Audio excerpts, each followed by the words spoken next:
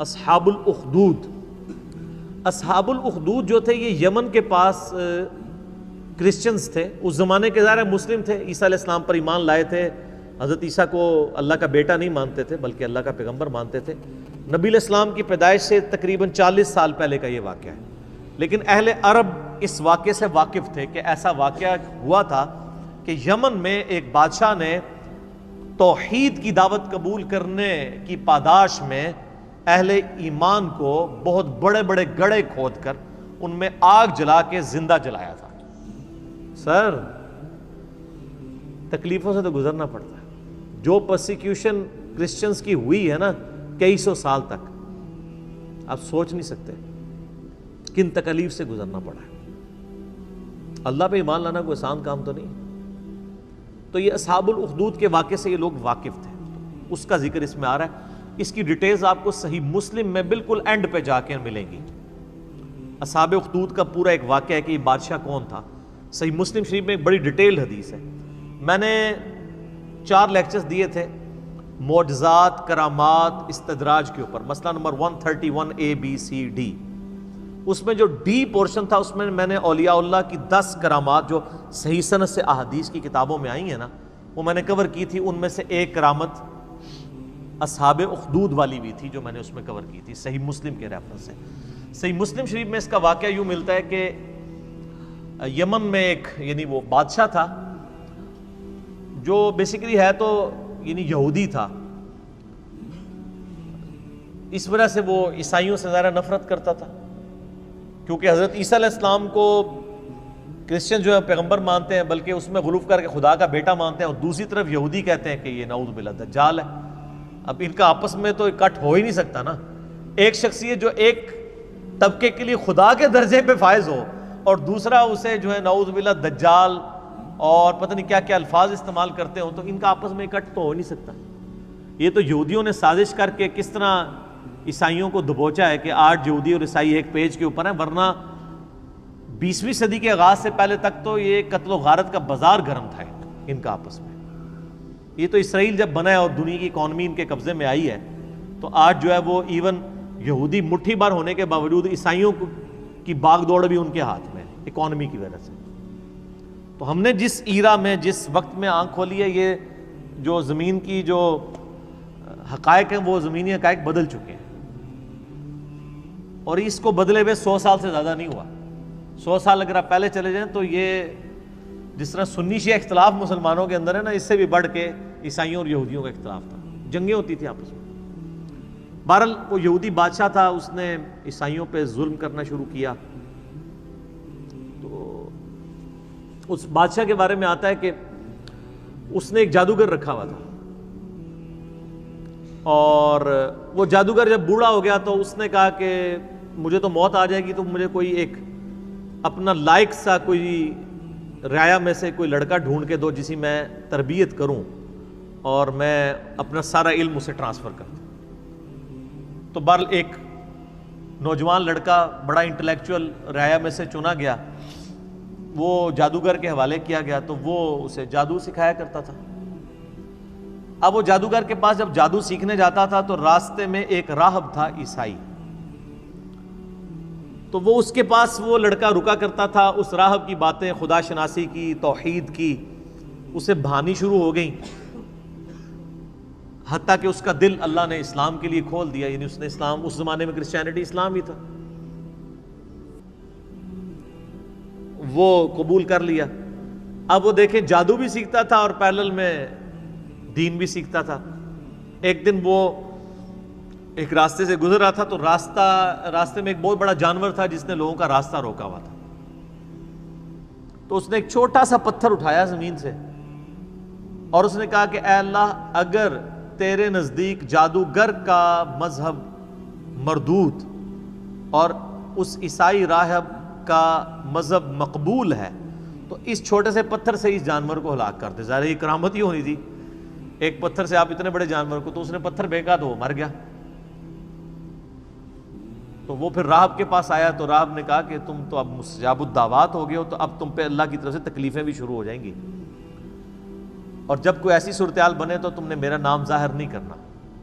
ظاہر ہے پھر مجھے بھی رگڑا لگے گا بیچ میں, جان بچانے کے لیے ایمان چھپانا جائز ہے. حسین تو ہر کوئی نہیں بنتا نا سر. پھر کہتے ہیں جی حسین کیوں کھڑا ہوا تھا, باقی کدھر گئے؟ باقیوں نے کوئی بیعت کر لی؟ وہ ہر ایک تو نہیں حسین ہوتا رضی اللہ تعالیٰ عنہ علیہ السلام. تو پھر وہی سلسلہ شروع ہو گیا. اب وہ صاحب کرامت تو ہو گیا, اب لوگ اس کے پاس آنا شروع ہو گئے. وہ مطلب مادرزاد, کوڑی, اندھے آتے تھے, وہ دعا کرتا تھا, شفا ہو جاتی تھی.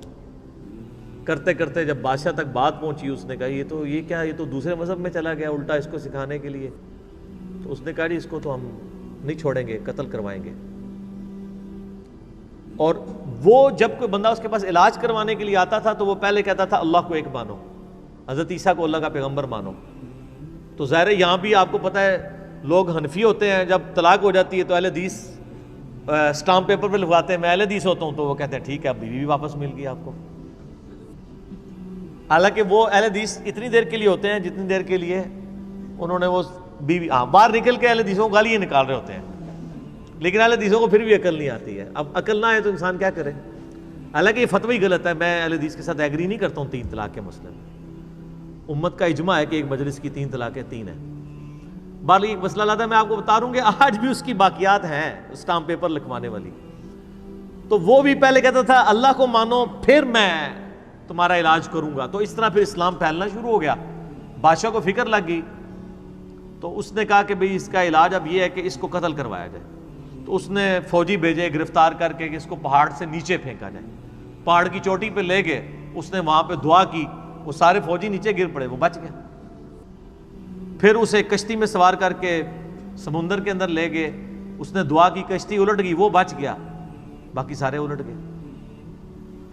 بادشاہ سر پکڑ کے بیٹھ گیا کہ اس کو اب کیسے قتل کیا جائے, کیونکہ مستجاب الدعوات تھا. تو اس نے بادشاہ کو خود مشورہ دیا کہ ایک طریقے سے تم مجھے قتل کر سکتے ہو, تم پڑھو بسم اللہ رب الغلام کہہ کے مجھ پہ تیر چلاؤ تو میں مارا جاؤں گا. اور یہ اس نے بہت زبردست چال چلی, اور اس نے کہا اس کے لیے تمہیں پبلک اکٹھی کرنی پڑے گی, اپنی ساری رعایا کو جمع کرو اور بسم اللہ رب الغلام پڑھ کے چلاؤ. تو اس کا مطلب کیا تھا کہ اللہ کو ماننا پڑے گا. تو یہ ایک ساری رعایا تک تبلیغ ہو جاتی کہ ہاں اللہ کے نام پہ اسے مارا گیا ہے, تو یعنی اس کا مذہب درست ہے. تو اس نے کہا میں نے جان تو جانی ہی جانی ہے تو اللہ کے لیے جائے نا, اور میں مر جاؤں اور ایسا اختلافی نوٹ لکھوں کہ تبلیغ بھی ہو جائے. حضرت حسین ابن علی نے یہی کیا نا, 72 بندوں کے ساتھ وہ 3 براعظموں میں پھیلی ہوئی بنو امیہ کی بدماش حکومت کا سامنا تو نہیں کر سکتے تھے, لیکن انہوں نے اپنے خون سے اختلافی نوٹ لکھ دیا کہ میں مر جاؤں تو آنے والی نسلیں یاد رکھیں کہ سچائی کے لیے کھڑا ہونا چاہے آپ تھوڑے سے بھی ہوں, اس کی پرواہ نہیں کرنی. تو آج تک دیکھ لیں دنیا میں جہاں بھی سچائی کے لیے تھوڑے لوگ کھڑے ہوتے ہیں تو مثال حسین ابن علی کے لیے کی دیتے ہیں. مخالفین کو جو یاد رکھا گیا وہ بھی حسین کی وجہ سے یاد رکھا گیا, ورنہ ان کی کیا اوقات تھی. تو اس نے بھی یہی کہا کہ رائے اکٹھی کرو پبلکلی, بسم اللہ رب الغلام پڑھ کے چلاؤ تیر تو مارا جاؤں گا. بادشاہ نے یہی کیا. تو جب وہ بسم اللہ رب الغلام پڑھ کے وہ چلائی گئی, اللہ کے نام سے شروع, اور جو اس غلام کا رب ہے یعنی وہ سب اللہ کے ہی بندے ہیں, غلام ہیں, تو وہ تو مارا گیا, لیکن ساری رعایا نے کلمہ پڑھ لیا, ان کا اس کا مذہب حق ہے. وہ سارے مسلمان ہو گئے. وہ ایک کو کیا مارنا تھا, ساری رعایا ہاتھ سے چلی گئی. پھر اس نے بڑے بڑے گڑھے کھدوائے, اس میں آگ جلوائی, اور اہل ایمان کو آفر رکھی کہ یا تو ایمان چھوڑے یا آگ میں جلائے جاؤ گے. ہائے ہائے ہائے. بخاری مسلم کی حدیث ہے, اس شخص نے ایمان کی حلاوت چکھ لی جس میں 3 نشانیاں ہوں. نمبر 1 اللہ اور اس کا رسول عز و جل و صلی اللہ علیہ وآلہ وسلم اسے پوری دنیا میں سب سے بڑھ کر محبوب ہوں. نمبر 2 اس کی دوستی اور دشمنی کا معیار اللہ کی ذات ہو. اور نمبر 3 کفر کی طرف لوٹایا جانا اس کے لیے اتنا ہی ناپسندیدہ ہو جائے جتنا زندہ آگ میں جلایا جانا. وہ جلنے کے لیے تیار ہو جائے, ایمان نہ چھوڑے. ایمان کی مٹھاس اس بندے نے چکھی ہے.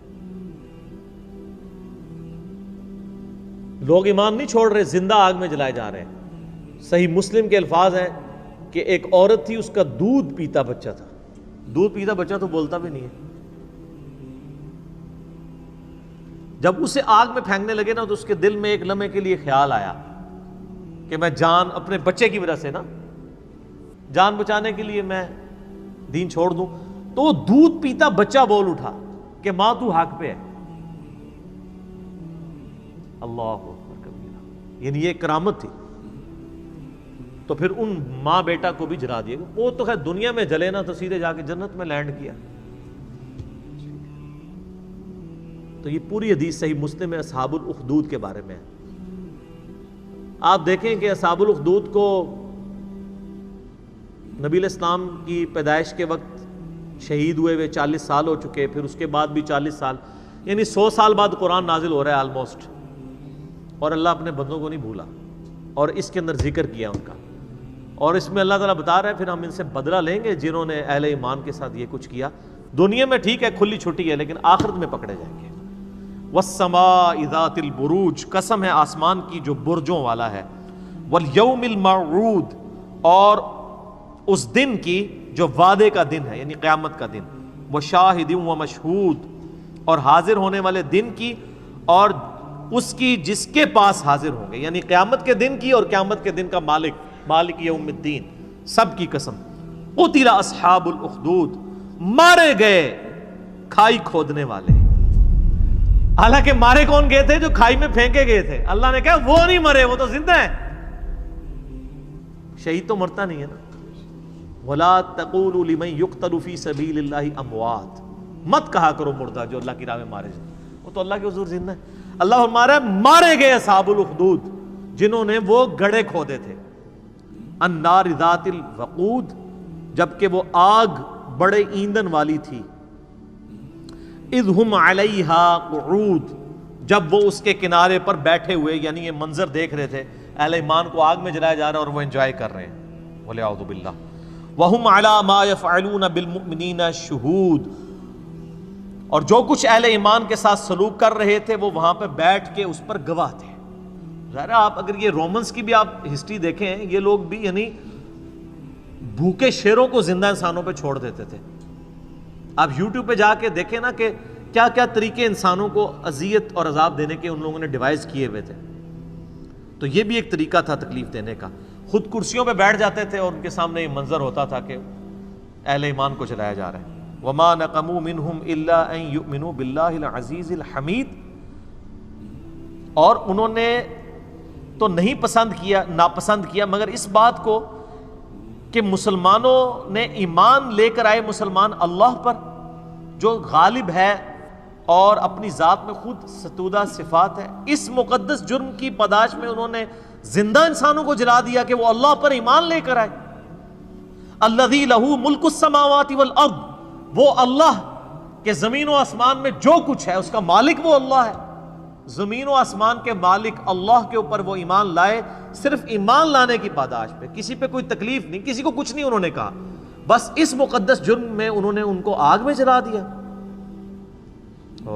واللہ علی کل شیء شہید, اور اللہ تعالیٰ ہر چیز کو دیکھ رہا ہے. اللہ نے وہ منظر دیکھا ہے, اللہ کو بھولا نہیں ہے وہ منظر جو تم نے اہل ایمان کے ساتھ کیا. ان الذین فتنوا المؤمنین والمؤمنات, بے شک وہ لوگ جنہوں نے مومن مردوں اور مومن عورتوں کو یہ تکلیف دی تھی, یعنی ان کو آگ میں جلایا. ثم لم یتوبوا, اس کے بعد وہ توبہ کے بغیر مر گئے. فلہم عذاب جہنم, ان کے لیے تو ہم نے عذاب جہنم رکھا ہوا ہے. ولہم عذاب الحریق, اور ان کے لیے وہاں پہ آخرت کی آگ ہے جس میں ان کو جلایا جائے گا. انہوں نے تو دنیا کی آگ میں جلایا نا. بخاری مسلم کی حدیث ہے کہ آخرت کی آگ دنیا کی آگ سے 70 گنا زیادہ تیز ہے. ان کو اس پاداش میں اس آگ کے اندر جلایا جائے گا. اللہم اجرنا من النار, آمین. ان الذین آمنوا وعملوا الصالحات, بے شک وہ لوگ جو ایمان لائے اور انہوں نے نیک اعمال اختیار کیے. لہم جنات تجری من تحتها الانہار, ان کے لیے تو ایسی جنتیں ہیں جن کے نیچے نہریں بہتی ہوں گی. ذالک الفوز الکبیر, یہ ہے سب سے بڑی کامیابی. دنیا میں تو وہ ناکام ہو گئے جن کو ان گڑھوں میں ڈالا گیا. ایک ماں ہی سمجھ سکتی ہے کہ اس کو اپنے بچے سمیت مار دیا جائے, اس سے اس کی زندگی چھین لی جائے, اس کے بچے کی بھی زندگی چھین لی جائے. تو دنیا میں تو بظاہر وہ ناکام ہے, لیکن اللہ فرما رہے ہیں وہ سب سے بڑی کامیابی پہ فائز ہو گئے, کیونکہ آخرت کی زندگی ہمیشہ کی ہے, دنیا کی زندگی تو عارضی ہے. ان بطش ربک لشدید، بے شک تیرے رب کی پکڑ بڑی شدید ہے۔ یہ دنیا میں تو کوئی شخص کسی شخص کو ایک دفعہ ہی موت دے سکتا ہے نا، اور اللہ تعالیٰ لاکھوں دفعہ زندہ کر کے لاکھوں دفعہ موت دینے پر قادر ہے۔ اللہ کی پکڑ سے کون بچ سکتا ہے؟ دیکھیں نا، دنیا میں زیادہ کون، جیسے وہ آپ کو پتہ ہے قرآن حکیم میں ہی آتا ہے کہ جب جادوگر ایمان لے آئے موسیٰ علیہ السلام پہ، تو فرعون نے کہا کہ میں تمہیں سولی چڑھا دوں گا تمہارے مخالف سمت کے ہاتھ پاؤں کٹوا کے۔ تو پتہ ہے ان جادوگروں نے کیا کہا تھا کہ تو جو کچھ بھی کرے گا دنیا کی زندگی میں کر سکتا ہے نا، ایک دفعہ موت دے گا دے لے، پھر تو ہمیشہ کی کامیابیاں ہماری مقدر ہے۔ لیکن اللہ سے انسان نہیں بھاگ سکتا۔ اللہ کے جو قابو آ گیا وہ ایک دفعہ موت تو نہیں، جب چاہے جتنی دفعہ موت کی تکلیف سے گزارے اور تکلیف دے۔ قرآن حکیم میں آتا ہے ہم جب ان کی کھالیں جل جائیں گی نئی کھالیں انہیں دیں گے تاکہ انہیں عذاب اور فیل ہو۔ اللہم اجرنا من النار، آمین۔